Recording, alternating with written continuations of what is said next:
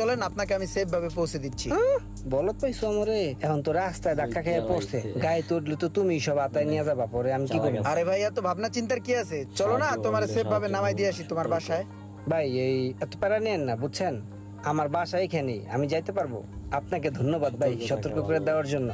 আসসালামু আলাইকুম, ভালো থাকবেন। শোনো, কোনো বিজনেস আইডিয়া লাগলে আমাকে জানাবে, এটা আমার কার্ড, তুমি রাখো, প্রয়োজন হলে কল দিও। ঠিক আছে ভাই, যদি কখনো লাগে আমি আপনাকে কল দেবো। হ্যাঁ, ও আসি, আসসালামু আলাইকুম। ওয়ালাইকুম আসসালাম। লোকটা আসলে মনে হয় ভালো, ভিজিটিং কার্ডও দিয়ে দিল। শুনলেন তো ভাই কাহিনী, এইসব ব্যাপার নিয়ে ফ্যামিলির থেকে এবং বাইরে যারা টাকা পয়সা পায় তাদের চাপে আছি ভাই।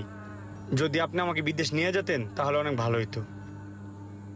শোনো মোশাররফ, আমি ওরকম বড় কিছু না, আমি বাংলাদেশে বেশিক্ষণ থাকিও না, আমি অনলি কানাডিয়ান সিটিজেন, ওখানেই থাকি, ছোট থেকে বড় হয়েছি, তো দেশের মায়া